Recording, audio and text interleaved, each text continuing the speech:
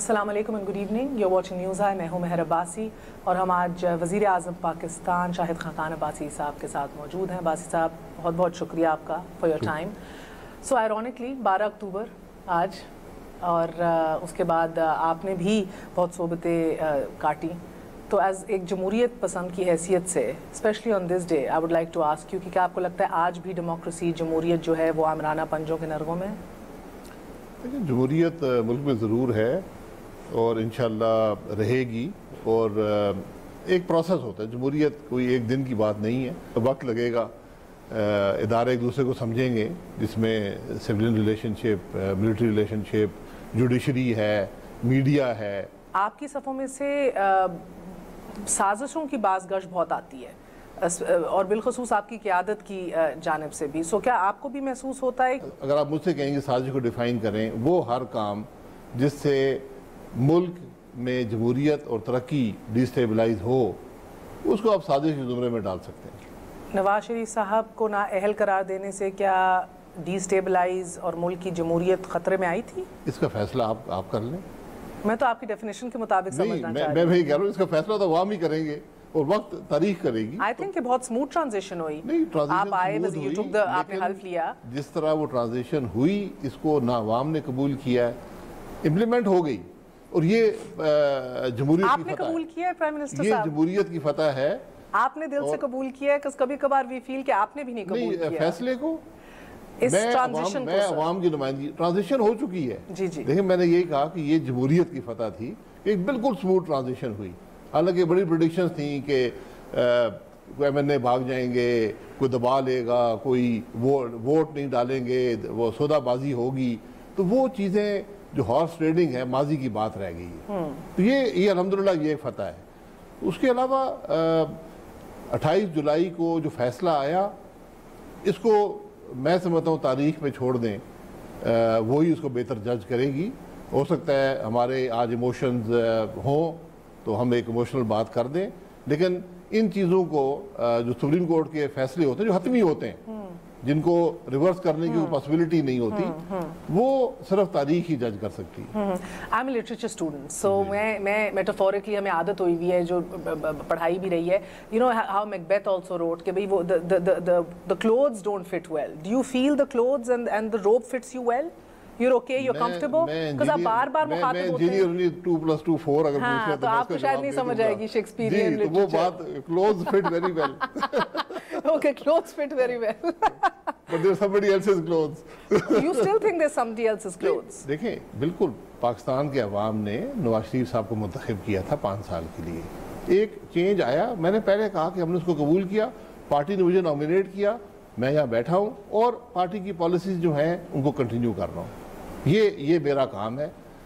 जो भी यहाँ आएगा वो पार्टी पार्टी पॉलिसीज, और मैं इन साजिशी नासिर इन चीज़ों पे बाद में आऊँगी when we get the time. अगर क्योंकि party policy, somebody else's clothes, party policy, मेरा वज़ीर आज़म नवाज शरीफ, ऑल दिस, इस सब को मद्देनज़र रखते हुए पिछले 4 सालों में हमने मियाँ साहब से सुना है एक लिबरल, प्रोग्रेसिव, रोशन ख्याल पाकिस्तान के हवाले से। पिछले 48 घंटों में उनके दामाद कैप्टन सफदर, मेंबर कौमी असम्बली ने इस पूरे नोशन की धज्जियाँ उड़ा दी हैं। What do you have to say about that? ये सवाल आप कैप्टन सफदर साहब से करें, क्योंकि उनके ख्यालात का ना मैं जिम्मेदार हूँ और ना ही मियाँ नवाज शरीफ साहब जिम्मेदार हैं और ना ही पार्टी जिम्मेदार है। ये उन्होंने ख्यालात का इजहार असम्बली के फ्लोर पर किया है। वो पार्टी की नुमाइंदगी नहीं कर रहे थे, किसी इशू पर नहीं बोल रहे थे। उन्होंने पॉइंट ऑफ ऑर्डर पर तकरीर फरमाई है, जिससे मैं नहीं समझता इस पार्टी में कोई भी जो उन्होंने रवैया अपनाया, जो बात की, उससे इत्तेफाक करता है। तो मैं चूँकि पार्लियामेंट्री पार्टी के लीडर हूँ, मैं ये बात उनसे करेंगे जी बिल्कुल। ये मेरा फ़र्ज़ है, क्योंकि ऐसी बात जिससे इश्तिहाल हो, जिसका कोई मकसद ना हो और जिससे तरह तरह की खदशात पैदा हो मुख्तलिफ लोगों के दिलों में, वो बात मैंने पहले कहा कि जो बात भी मुल्क में जमहूरियत की नफ़ी करती है, इश्तिहाल देती है, जी। या मुल्क की तरक्की को रोकती है, वो उससे हमें इज्तनाब करना चाहिए। ओके, मुझे खुशी हुई सुन के, बिकॉज आप नज़रियात के तो जामिन हैं, जिस तरह आपने कहा जो विजन था मियाँ साहब का, और उन्होंने 2015 को कादियानी कम्युनिटी को ये कहा कि हमारा सरमाया है, आज जिनको गद्दार वतन और जो अलकाबात से नवाज रहे हैं कैप्टन सफदर साहब, the problem is as a leader of the house, as a prime minister, और ऑल्सो इस मुल्क के अंदर डिवीजन और पोलराइजेशन को कंट्रोल करने के लिए शो कॉज नोटिस पार्टी ने तो नहीं दिया जिसको देना चाहिए था, शायद बिकॉज सदारत सुसर साहब के पास है, बट एज प्राइम मिनिस्टर पार्लिमानी पार्टी का हेड मैं हूं, तो मैं उनसे इस बारे में जरूर पूछूंगा, और मैंने पूछना है, तो वो आएंगे। और आप उनको रोकेंगे कि गुरेज किया जाए? जी बिल्कुल, मैं पूछूंगा कि आपने किस से इजाजत लेकर ये बात की, या किस रवैये में आपने बात की, या क्या इसका कॉन्टेक्स्ट था जो आपने बात की है, क्योंकि ये इश्यूज वो हैं जो सेटल्ड हैं कि एक अक़लियत करार दिया जा चुका है, आइन के अंदर ओथ में ये बात शामिल है, जिसका भी एक इशू पहले भी खड़ा हुआ। तो ये मामलात जो हैं, इनको जिस तरीके से उन्होंने तकरीर की, मैं नहीं समझता किसी भी शख्स ने। आपको लगता है वो हेट स्पीच के जुमरे में आता है? देखिए, पार्लियामेंट है, सफदर साहब को मैं बड़े अरसे से जानता हूँ, मैं नहीं समझता हूँ कि वो हेट स्पीच के जुमरे में आता है। शायद उनके कुछ जज्बात ऐसे हों कि बात उनसे निकल गई हो, जज्बाती आदमी है, और असेंबली के फ्लोर पर जो आदमी तकरीर करता है तो बहुत सी बातें जज्बात में ऐसे निकल जाती हैं जो शायद आदमी किसी और फोरम पर ना करता हो। अच्छा, और प्राइम मिनिस्टर साहब फिर उसके बाद असेंबली से निकल के कॉरिडोर में उनने मुमताज़ कादरी जिंदाबाद के भी नारे लगाए, उनको हीरो भी करार दिया, और वो जब जज्बात तो नहीं थे, उनके पीछे फॉलोइंग थी, उन्होंने नारे लीड किए। सो ज़रा सी सिर्फ ये कन्फ्यूजन थी कि सरकार ने सज़ा दी, आपकी हुकूमत ने एग्जीक्यूट किया। कोई कंफ्यूजन है आपकी पार्टी रैंक्स के अंदर पॉलिसी के हवाले से? कंफ्यूजन की बात नहीं है, ये मैंने पहले कहा कि ये सब बातों का दे टू डिफरेंट थिंग्स, एक तो अक़लियतों का इशू है, एक है ग्लोरीफाई करना। जी, ये मैं उसका कोई विटनेस मेरे पास नहीं आया, लेकिन ये बात उनसे ज़रूर करनी है कि ऐसी बातें जिससे मुल्क में इश्तियाल पैदा हो या जज्बात की बातें हों, या शक पैदा हो कि आपकी जमात आज भी इनसे दूर रहना चाहिए, क्योंकि आपकी जमात आज भी प्लूरलिस्टिक है, या बिलीव करती है प्रोग्रेसिव पाकिस्तान में, या सिर्फ फकत नारे थे? ये सवाल, पॉलिसी कंफ्यूजन रह जाती है ना? पॉलिसी कंफ्यूजन नहीं, वो किसी पॉलिसी की नुमाइंदगी नहीं कर रहे थे। वो तो अगर किसी ने वहाँ नारे मारे हैं, या ये इनको भी समझदारी से, जिम्मेदारी से ऐसी चीज़ों में इन्वॉल्व नहीं होना चाहिए, ऐसी किसी प्रोसेशन को शायद लीड नहीं किया, जो भी लोग इर्द गिर्द थे। मैं आपको लगता है उनके ज़्यादा जिम्मेदारी आयद होती है बहैसियत दमाद साबिक वज़ीर आज़म के और मरियम नवाज साहिबा के हस्बैंड के, ज़्यादा जिम्मेदारी आयद होती है उन पर? जी बिल्कुल ज़्यादा होती है, क्योंकि जैसे आपने खुद इन्फर किया कि शायद उनके खिलाफ कोई एक्शन होना चाहिए, उनके पार्टी लीडर को लेना चाहिए, तो वो भी होगा। मैं नहीं समझता हूँ कि वो नहीं होगा, उनको ज़रूर इस बात का जवाब देना पड़ेगा। और मैं भी उनसे, मैंने पहले कहा कि मैं पूछूंगा as a parliamentary party head कि आपने किस जज्बे के तहत ये सब बातें की हैं और क्यों की हैं। ओके, और सर मुझे ये बात बताइएगा कि अब पिछले 24 घंटे के अंदर बहुत इंटरेस्टिंग डेवलपमेंट्स हुई हैं।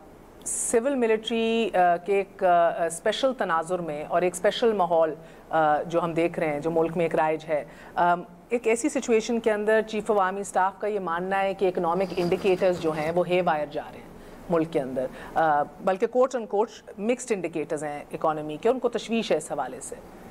जी बिल्कुल, चीफ आर्मी स्टाफ भी इस मुल्क का हिस्सा है, एक इदारे को हेड करते हैं, इकॉनमी के इफेक्ट सब पे जाते हैं, और चैलेंजेस मैक्रो इकनॉमिक इंडिकेटर्स में हैं।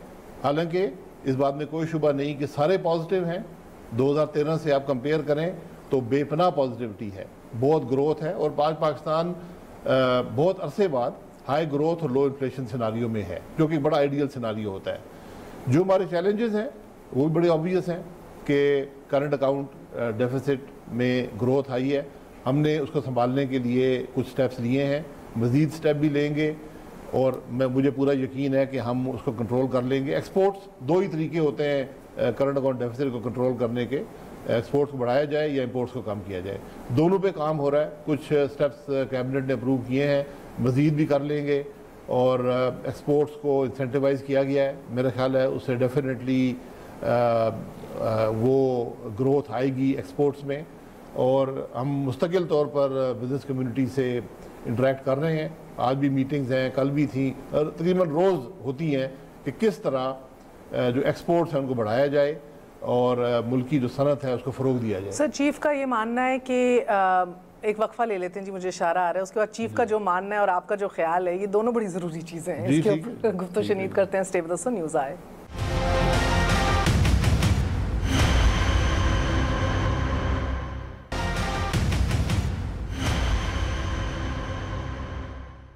वापस आने का शुक्रिया। Welcome once again to news आए। हम मौजूद हैं वज़ीर आज़म पाकिस्तान शाहिद खाकान अब्बासी साहब के साथ। गो के IMF से जान तो आपने छुड़वा ली, मगर फिर भी अगले साल आप देख रहे हैं कि बैलेंस ऑफ पेमेंट क्राइसिस है, करंट अकाउंट डेफिसिट का बहुत बड़ा इशू है। 3 साल से मुस्तकिल इम्पोर्ट्स जो हैं, एक्सपोर्ट्स जो हैं, वो गिरती चली जा रही हैं। गो के GSP प्लस का आपके पास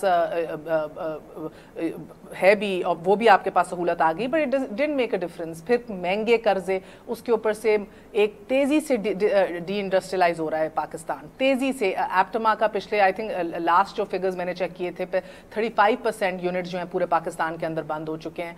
प्राइवेटाइजेशन आप लोगों ने नहीं की, जो मैनिफेस्टो का हिस्सा था। इंडस्ट्रियलाइज करेंगे, आपने कहा मैनिफेस्टो में नहीं किया। सर जब ये हुकूमत आई, आप कोई मैक्रो इंडिकेटर ले लें, फिजिकल स्पेस देख लें, आज अल्हम्दुलिल्लाह पाकिस्तान बहुत बेहतर पोजीशन में है। बहुत सा काम बाकी है, इसमें कोई दो राय नहीं है, बहुत सा काम इकोनॉमिकली नहीं है सर। 2004 से 2011 तक आपकी डबल हो रही थी। 2013 में हम आए थे, 2013 में हम आए थे, आज 2017 है, और जो इसके अंदर growth I composition of growth क्या है सर? 3.6% ग्रोथ से आज हम तकरीबन 6% ग्रोथ के पास हैं। बिल्कुल sir, but you not deriving it. जी जी, आप एग्रीकल्चर और इंडस्ट्री से इसको डिराइव नहीं कर रहे। आप मैं बताता हूँ, ग्रोथ तमाम सेक्टर्स में आती है। जो इन्फ्लेशन है डबल डिजिट से सिंगल डिजिट में आ गई। अब एक्सपोर्ट्स के इश्यूज हैं, और एक्सपोर्ट पॉलिसीज एक दिन में रिजल्ट प्रोड्यूस नहीं करती। इस वक्त दुनिया में ग्लोबली कॉन्ट्रैक्शन है, इसको भी मत भूलें।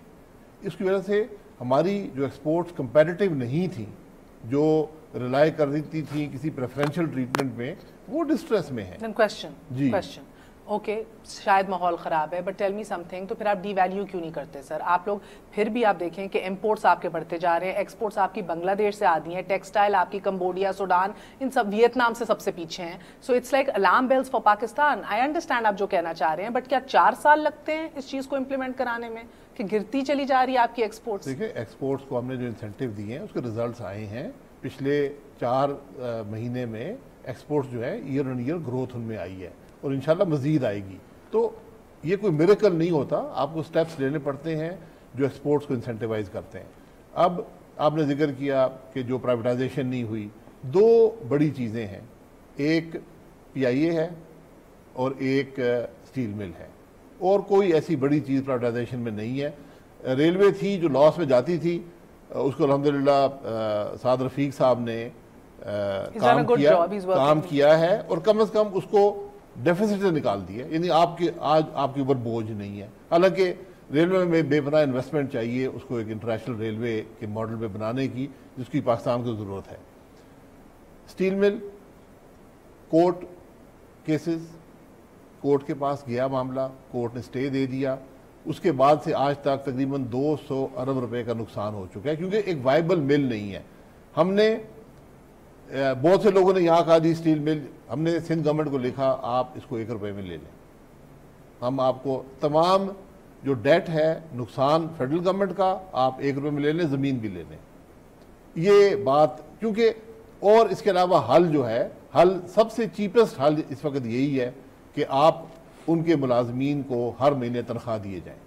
इससे चीप हल इस वक्त steel mill which I don't understand sir, because मुझे समझाइएगा जरा कि आप काम वो कर नहीं रहे, आपने 1.5 साल से बंद कराई हुई है, बट तनख्वाहें जा रही हैं, या तो उनको उठा के किसी और डिपार्टमेंट में लगा दें कि तनख्वाहें मिले, तो बंदा काम तो करे ना सर। 104 अरब पिछले 4 साल में PIA के ऊपर आप लोग खर्च कर चुके हैं। एंड मुझे इसलिए ताज्जुब होता है बिकॉज नवाज शरीफ साहब इतने क्लियर थे जब ऑपोजिशन में बैठे हुए थे, कोट अनकोट उन्होंने कहा, क्योंकि मैंने कल अपने शो में भी ये चलाया, कोट अनकोट उन्होंने कहा कि भाई अगर हम ये रुकावटें जिस तरह की भी हों इन सफ़ेद हाथियों के लिए, अगर ये रुकावटें हम ख़त्म ना कर सके, हमें हक ही नहीं है कि हम हुकूमत करें।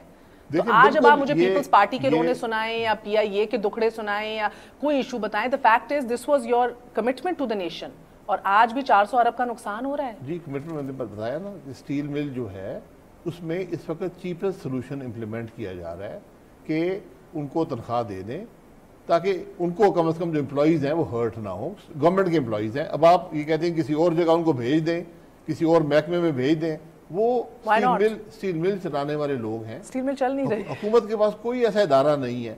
कल जो भी लेगा उसने इनसे ही, बहरहाल हम उस पर मुख्तलिफ ऑप्शन पे गौर कर रहे हैं और कुछ ना कुछ उसका हल निकल आएगा। लेकिन मौजूदा हालात में the cheapest solution for steel mill जो अभी किया गया है कि बंद करके उसके एम्प्लॉयज़ को तनख्वाह दी जाती है।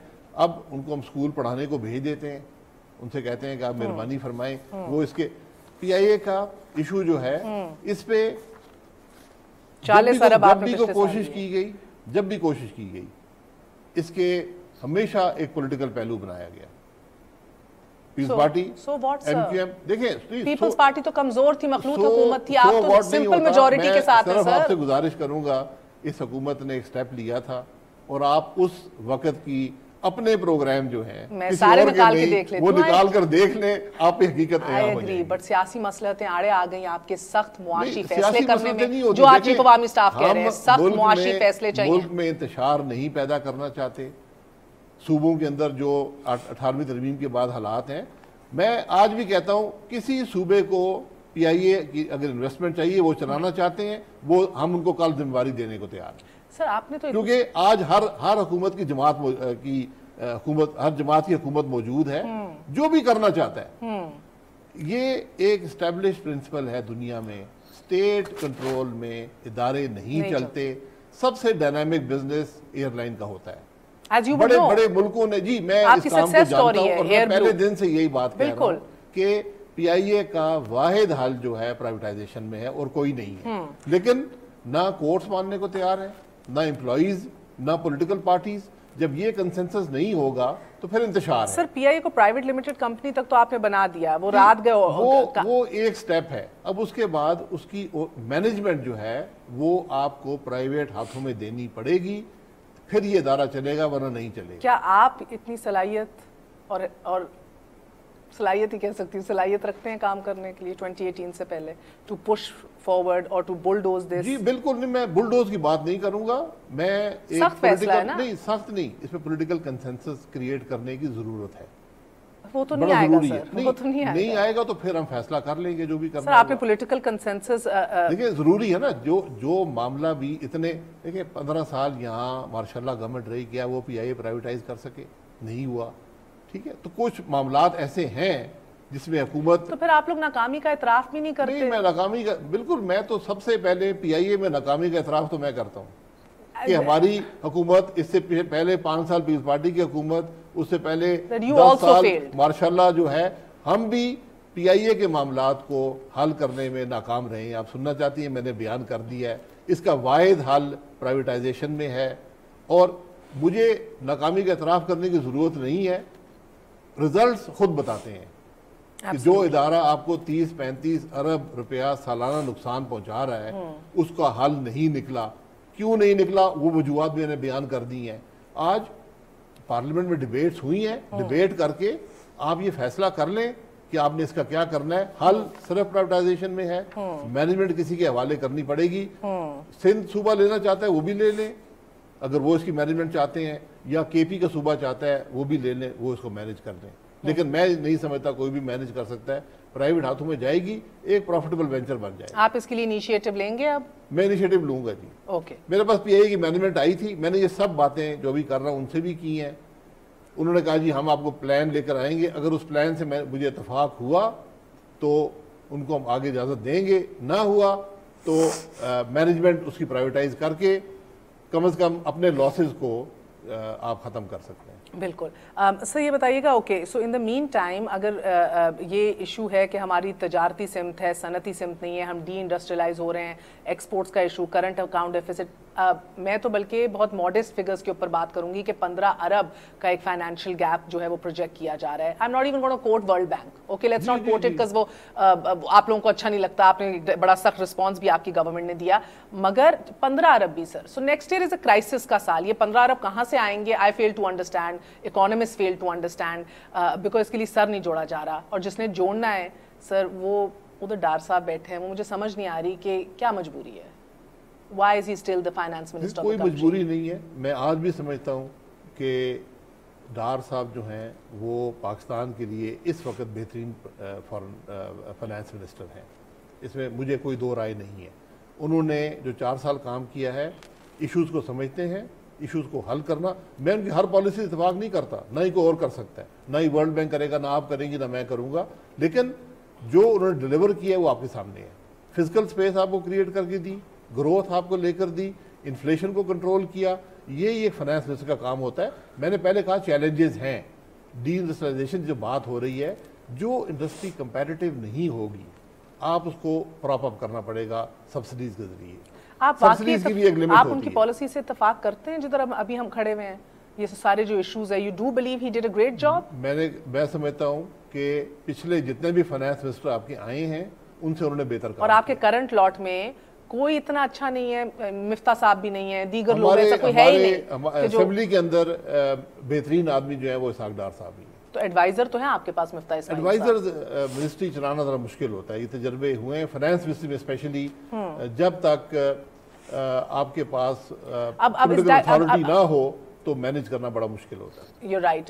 मगर अब इस प्रॉब्लम का डायकोटमी का क्या करें कि कोई बैन अवी फोरम पे उनको वेलकम नहीं कर रहा, कोई इंटरनेशनल फोरम्स के डायरेक्टर्स उनसे मिलना नहीं चाह रहे। ऐसी कोई बात नहीं है सर, वर्ल्ड बैंक का डायरेक्टर ऑन रिकॉर्ड आया है, हम लोगों ने खबर फोड़ी थी। हमें भी वो लिख सकते हैं, हमें कोई ऐसी बात नहीं है जब तक लोगों पे केस बनते हैं। Do you think international forums एक ऐसे एक मुल्क का खजाने का अमीन जिसकी अपनी फाइनेंशियल इम्प्रोप्राइटी एक इशू बना हुआ है, पुलिस के ऊपर कोई केस नहीं है, कोई किसी को गाली दे दी कोई इशू नहीं है, फाइनेंशियल इम्प्रोप्राइटी, वो अपना चेक नहीं साइन कर सकते तो वो सरकार का चेक साइन करेंगे? कोई फाइनेंशियल बड़ी कोई फाइनेंशियल इम्प्रोप्राइटी ना है, ना आप कैसे फैसला कर सकते हैं वज़ीर आज़म साहब? एलेज की है। मैं आपसे गुजारिश करूंगा, एक नैब का मनी लॉन्ड्रिंग का केस है उन पे। मैं अगर गुजारिश कर दूं, आप जरा रेफरेंस पढ़ लें, मैं इसके बाद आपको दे दूंगा, मेरे पास मौजूद है।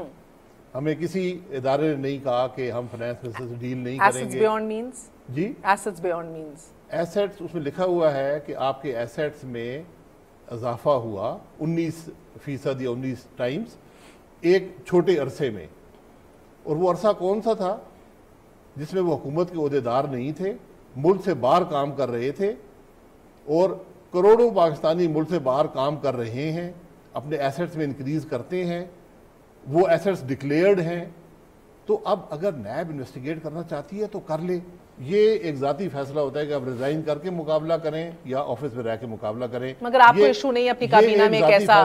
बिल्कुल नहीं है, क्योंकि वो पहले अगर 16 घंटे काम करते थे तो अब शायद 12 करते हो, 4 घंटे वो अपने केस को लड़ने में सर्व करते हो। एंड इज इट फेयर कि ऐसे हालात में भी वो 4 घंटे भी किसी कहीं और दे रहे हैं? 12 घंटे कर रहे हैं, यहाँ तो कोई 12 घंटे भी नहीं करता। सब मैं चेक कर रही थी, मैं उनकी कारकर्दगी से मुतमईन हूँ।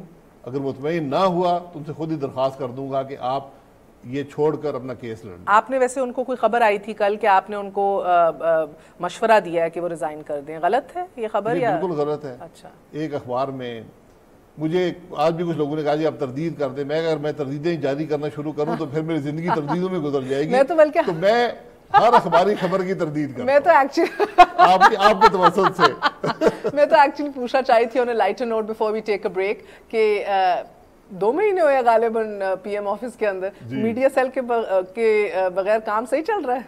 जी, मीडिया सेल का अपना एक रोल है, वो पार्टी के लिए काम करते थे। आपका काम सही चल रहा है उनके बगैर? जी, मेरा मीडिया से भी आप बाद में सवाल कर लेंगे, मैं आपको जवाब दे दूंगा कि मेरा और मीडिया के ताल्लुकात क्या है। अच्छा, एक वक्फा ले लीजिए, वक्फे के बाद, वक्फे के दौरान ऑफ द रिकॉर्ड वज़ीर आज़म साहब हमें बताएंगे कि मीडिया सेल की अदम मौजूदगी में कितनी मुश्किलात दरपेश हैं। I'll see you all after a very short break.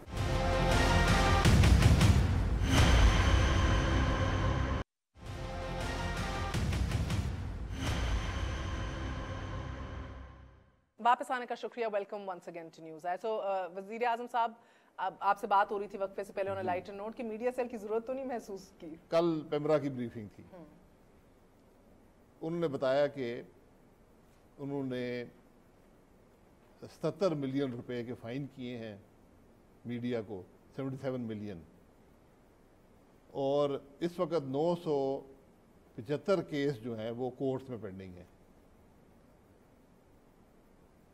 तो मैंने उनको ये बोला कि आप ये केसेस विड्रॉ कर लें और लीगल फीस बचा लें। क्योंकि अगर किसी ने कोई वायलेशन की थी आज से 2, 2.5, 3 साल पहले और उसका अभी तक कोई फैसला नहीं हुआ, तो उसको उसके फैसले का मकसद भी कोई खतफोत हो गया। यानी अगर किसी ने किसी को सिलेंडर किया किसी प्रोग्राम में या कोई ऐसी बात की, तो मैंने कहा सिवाय जो कॉन्स्टिट्यूशनल प्रोविजंस हैं मिलिट्री और जुडिशरी के अगेंस्ट, उसके अलावा जो केसेस हैं आप विड्रॉ कर लें, क्योंकि ये लीगल फीस ही ज़ाया हो रही है। और जो 77 मिलियन है, ये आप खुद मीडिया से आपका ताल्लुक है, ये कितने मिनट का रेवेन्यू बनता है, तो इसका भी यानी कोई इस वक्त डिटरेंस मौजूद नहीं है। आप मीडिया पर 88 चैनल्स हैं टीवी के, कुछ भी कह सकते हैं, हर टीवी प्रोग्राम में आप किसी के बारे में कोई बात भी कर सकते हैं, कोई रोकने वाला नहीं है। ये हकीकत है इस वक्त, और ऐसा पूरी दुनिया में कोई मुल्क नहीं है जो इस तरह करता हो। और एक और बड़ा तशवीशनाक स्टेटिस्टिक आया कि ये 88 चैनल जो हैं ये साल में सिर्फ 70 मिलियन फीस देते हैं वो पैमरा को, यानी औसतन 8 लाख रुपए फी चैनल फीस दी जाती है। ये मेरे तो नज़र में बड़ी, तो अब मैं ये सोच रहा हूँ कि PBA से भी मुलाकात करूँगा और कैबिनेट को भी कॉन्फ्रेंस में लूँगा और उनसे ये कहूँगा कि अब हुकूमत कोई शिकायत नहीं करेगी, आप टीवी चैनल पर जो मर्जी बात करें, क्योंकि शिकायत का फ़ायदा को मुझे नज़र नहीं आया। अच्छा। ना पैमरा कुछ कर सकती है, जो पैमरा कर सकती है वो कोर्ट रोक देते हैं। हाँ। तो इसलिए ये वक्त ज़ाया करने वाली बात है और हुकूमत के वसाइल ज़ाया करने वाली बात है। ये बताइएगा कि एक आपकी क़यादत जो है और नवाज शरीफ साहब ने all the way through GT road और उसके बाद भी एक ग्रैंड डायलॉग का जिक्र बार बार किया कि एक ग्रैंड डायलॉग की ज़रूरत है इस मुल्क के मुस्तकबिल के लिए, सर जोड़ने की ज़रूरत है। सो कल जब मैंने जनरल बाजवा का मुईशत के हवाले से भी उनकी एप्रीहेंशंस सुनी, उसके बाद नेशनल एक्शन प्लान के ऊपर भी उन्होंने वेरी इंटरेस्टिंगली उन्होंने कहा कि चंद अगर नेशनल एक्शन प्लान के नुकात और जो पॉइंट्स हैं, इफ बड़ा IF if they are implemented, और वो सारे के सारे आपके करने के काम है, जिसमें उन्होंने कहा पुलिस रिफॉर्म, जुडिशल रिफॉर्म्स, मदरसों को रेगुलेट करना, उस बड़ा जो तबका एक सोसाइटी का मुआशरे का उसको वापस लाइन के, ये सारे आपके काम है करने को। तो उन्होंने कहा इफ इम्प्लीमेंटेड तो फिर ही हमारा मुस्तकबिल जो है वो मुस्बत है। सो आई कैन अंडरस्टैंड कि जिस अंडरस्टैंडिंग का आप शुरू में बात कर रहे थे वो अभी नहीं है सही पेज के ऊपर, तो आपने ऐसा कोई इनिशिएटिव लिया है? ग्रैंड डायलॉग की जो बात थी वो एक पॉलिटिकल डायलॉग था पार्टीज के दरमियान। अच्छा। कि इकोनॉमिक प्रिंसिपल्स पर हमें तो ये तासुर मिला इदारा जाती ग्रैंड डायलॉग। मैं आगे बयान कर देता हूँ कि इन इकोनॉमिक जो पॉलिसीज हैं उस पर इतफाक हो जाए, ताकि इकोनॉमिक पॉलिसीज पॉलिटिकल चेंज से इंसुलेटेड हों। पॉलिटिकल चेंज होता है, हर 5 साल बाद होता है, पॉलिसीज चलनी चाहिए। इसी तरह पार्लियामेंट कैसे बिहेव करेगी, पार्टियों का आपस में क्या रवैया होगा। इस वक्त जो हालात हैं पार्लियामेंट के अंदर वो एक तमाशा बन गया है, गाली गलोच ये आम हो गया है जो पहले माजी में नहीं था।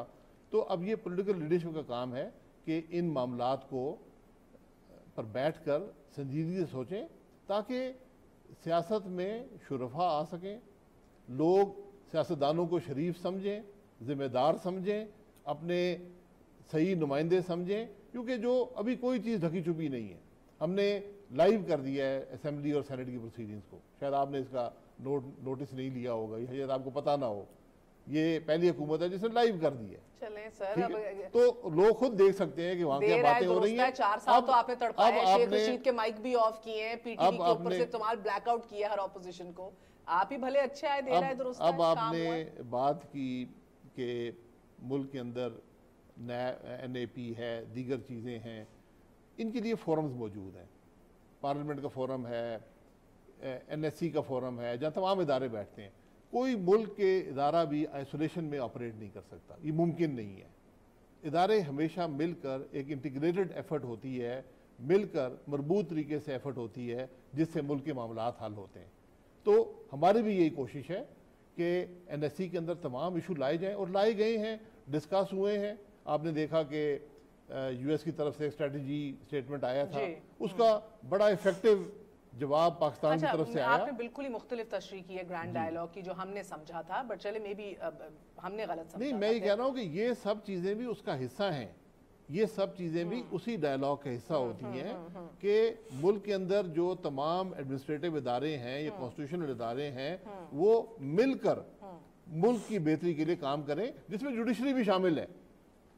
आप के सामने जो माजी के जुडिशल फैसलों से जो आज एक फाइनेंशियल लाइबिलिटी मुल्क की क्रिएट हो गई है, वो बहुत बड़ी लाइबिलिटी है, जिसके सामने ये PIA का नुकसान जो है पिछले 15 साल का, जिसका आज जिक्र किया गया, ये दरिया में कतरे के बराबर है। सर ये तो ये सब वो चीज़ें हैं जो हमें इन फोरम्स पर बैठकर फैसले करके कि मुल्क तरक्की कर सके। तो अब आप करेंगे इनिशिएट या नहीं करेंगे? जी करेंगे। पहले पॉलिटिकल पार्टी से बात करेंगे और इसको हम इनिशिएट करेंगे, उसके लिए माहौल चाहिए। ओके, दो तीन अहम इश्यूज हैं। जी दो, सॉरी बिकॉज वक्त की किल्लत है वजीर आजम साहब। नहीं, आप पूछें। एक दो इश्यूज अहम है बहुत। एक तो देखिए ना, कतई नज़र इससे बहुत से लोगों के करीब एक मुल्क का वजीर आजम अपने ही अदालती निज़ाम में अदम एतमाद कर रहा है, जब वो एक ऐसी शख्सियत को जिसके ऊपर फर्द जुर्म आयद हुई भी है उसको नहीं होते से हटा रहा, इसाकदार साहब। मगर चलें, दैट्स योर प्रोगेटिव, आपने नहीं हटाना। मगर एक और आपको जो आने वाले दिनों में बड़ा मसला दरपेश होने वाला है सर, वो ये है कि हसन हुसैन साहबजादे नवाज शरीफ साहब के जो हैं उनके ऊपर इश्तिहारी होने का प्रोसेस, उसका आगाज़ हो चुका है। नोटिस जो हैं वो पसपा कर दिए उनके घर पर और बाहर भी भेज दिए हैं। यू एज गवर्नमेंट, अगर उनको इश्तिहारी करार दे दिया गया, आपकी गवर्नमेंट को जाके मेक श्योर करना पड़ेगा कि वो वापस आएँ, चाहे इंटरपोल से रुजू करें, ख़त भेजें, जो करना है करें। बेहतर नहीं है कि आप वज़ीर आज़म साहब, आपके क्लोज इतने दोस्ती है, प्यार है, एक लंबा सफ़र सियासी रहा है, आप उनको आमादा कर दें कि दोनों वापस आएँ और फेस करें इन केसेस को। कोई कानून में बार नहीं है किसी पर। आप इलेक्शन भी लड़ सकते हैं, केसेस चल रहे हैं, मैंने खुद इलेक्शन लड़ा, केसेस मुझ पर चल रहे थे। आप ओहदे भी होल्ड कर सकते हैं, चाहे पार्टी का हो या असेंबली का हो, उसमें कोई बार नहीं है। आप ये कह सकती है कि जी एथिकल या मॉरल बार होता है, तो मैंने पहले कहा ये एक ज़ाती फैसला होता है। अगर मैं इस बात का कायल हूँ कि मेरे खिलाफ जो इल्ज़ामात हैं वो दुरुस्त नहीं है, जो मैं आपको हकीकत से कहता हूँ, मैंने वो रेफरेंस पढ़ा है, जो मेरी लीगल नॉलेज है, मुझे उसमें कोई बात नज़र नहीं आती, कोई एविडेंस नहीं है। बहरहाल ये अदालती निज़ाम में अदम एतमाद है कि हम फैसला कर रहे हैं, सच है कि नहीं? मैं नहीं कर रहा, ये फैसला अदालत ने करना है। जो फैसला अदालत करेगी सर आंखों पर उसको इम्प्लीमेंट किया जाएगा। मॉरल बार तो इस मुल्क की क़यादत ने लगाना है, जो आप हैं, आपको अपनी काबीना के लिए मैंने फिर ये कहा कि अगर मैं मुझ पर भी इल्ज़ाम लगे थे और मैंने 11 साल अदालतों में मुकाबला किया है, मेरी फीस किसी और ने पे नहीं की, मैंने पे की है, क्या हुकूमत पाकिस्तान मुझे फीस वापस देगी? But it was not at the cost of anything, sir. It was a cost. It was at This the is at the cost of our economy. एक मेरी पर्सनल कॉस्ट भी तो होती है ना। मुझ पे आपने इल्ज़ाम लगाया, कोई मुझे खत लिख देता कि जी हमसे बड़ी गलती हुई, तो सिर्फ मैं ये कह रहा हूँ इल्ज़ाम लग चुका है, उसका मुकाबला वो कर रहे हैं। जब तक अदालत फैसला नहीं करती उनके खिलाफ, उनका पूरा हक है उस ओहदे पर रहें और काम भी कर रहे हैं। अगर काम ना करते होते तो मैं ओहदे से हटा देता। और हसन हुसैन साहब इंडिपेंडेंट आदमी है, मेरा ख्याल है दोनों की उम्र शायद 35 साल से ज़्यादा है, अपने फैसले खुद करते हैं। हसन साहब मेरा ख्याल 25 साल से मुल्क से बाहर हैं और हुसैन शायद 18-19 साल से मुल्क से बाहर हैं। ये फैसले वो खुद करेंगे कि उन्होंने आना है, क्या उनका किस तरह अपने आप का दिफा करेंगे इस अदालत में, ये उनके फैसले हैं। मैं उन पर कोई ना नेगेटिवली या पॉजिटिवली को प्रेशर डाल सकता हूँ ना डालना चाहता हूँ। वो ऑकवर्ड पोजीशन जिसमें पीपल्स पार्टी थी कि खत लिखो स्विट्जरलैंड, और भाई लिखने नहीं दे रहे जरदारी साहब, अपनी हुकूमत है, अपने खिलाफ कैसे खत लिखें? आप उस ऑकवर्ड पोजीशन को अवॉइड नहीं करना चाहते? जो भी जुडिशियल प्रोसेस है हमने उसमें कभी इंटरफियर नहीं किया, जो कोर्ट ने ऑर्डर किया हमने इम्प्लीमेंट कर दिया। अब जरूरत पड़ेगी तो इंटरपोल को भी खत लिख देंगे कि हसन हुसैन को लाया जाए। रशीद साहब बहुत दुखी हैं, उन्होंने पिछले 24 घंटे में फिर प्रेस कॉन्फ्रेंस की है और 200 अरब का फिर एलिगेशन गया। उन्होंने कहा है कि ये सारी चोरियों की माँ है ये LNG स्कैम 200 अरब का, और उन्हें मनाजरे का भी आपको ऑफर किया है। सेकेंडली सर रिक्वेस्ट ये देखिए, मैंने एक बड़ी सिंपल बात असेंबली में की है, LNG जो है इसका मैं जिम्मेदार हूँ, मैं इस मुल्क में लेकर आया, इसके नफ़े नुकसान का भी जिम्मेदार हूँ, इसके कॉन्ट्रैक्ट का भी जिम्मेदार हूँ, और ये मैं बारहा सेनेट में असेंबली में पूरा प्रोसेस बता चुका हूँ, कीमतें बता चुका हूँ। अगर किसी को समझ ना आए तो मेरा उसमें कसूर नहीं है। शेख रशीद साहब मुझे जानते हैं और मैं उनको जानता हूँ, और ये उनकी बदकिस्मती है। इसलिए ये उनकी बदकिस्मती है कि मैं उनको जानता हूँ। तो अगर कोई सवाल करना है, असेंबली का फोरम मौजूद है, आकर सवाल करें, जवाब मिल जाएगा। इल्ज़ाम लगाना है, मेरे पास भी बड़े इल्ज़ाम हैं, मैं इल्ज़ाम नहीं लगाता किसी पर।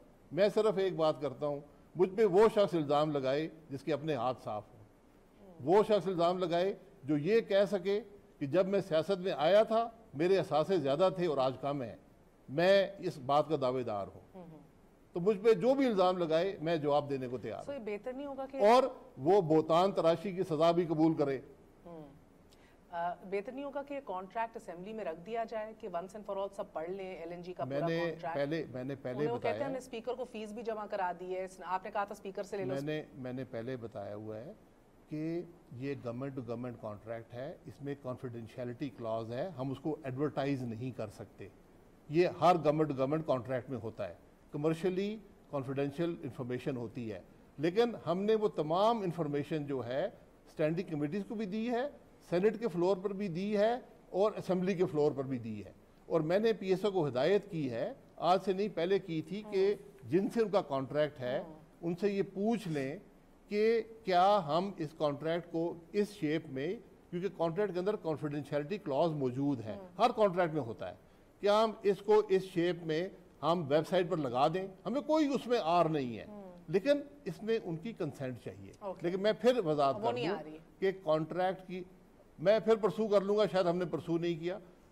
कॉन्ट्रैक्ट की हर शिक जो है, जो एक तो कॉन्ट्रैक्ट तो लंबे लंबे होते हैं ना, जो ऑपरेटिव क्लॉजेज हैं, क्या कीमत है, क्या टर्म्स हैं, क्या पेमेंट टर्म्स हैं, हर चीज स्टैंडिंग कमेटीज में, सेनेट के अंदर मनो अन शाया हो चुकी। मैं आज भी कहता हूं एलएनजी के मामले में हर नफे नुकसान का मैं जिम्मेदार हूं, जाती तौर पे। Okay, and last question sir, क्योंकि आप खुद भी मुतासिर हुए खानदानी एतबार से भी ओजी कैंप इंसिडेंट से, उसकी भी तफ्तीश जो है नामुकम्मल रही, बीबी का मर्डर केस हो जाए, एबटाबाद कमीशन रिपोर्ट पे भी खामोशी, ये खामोशियां कब तक रहेंगी? की तारीख में छोड़ देंगे।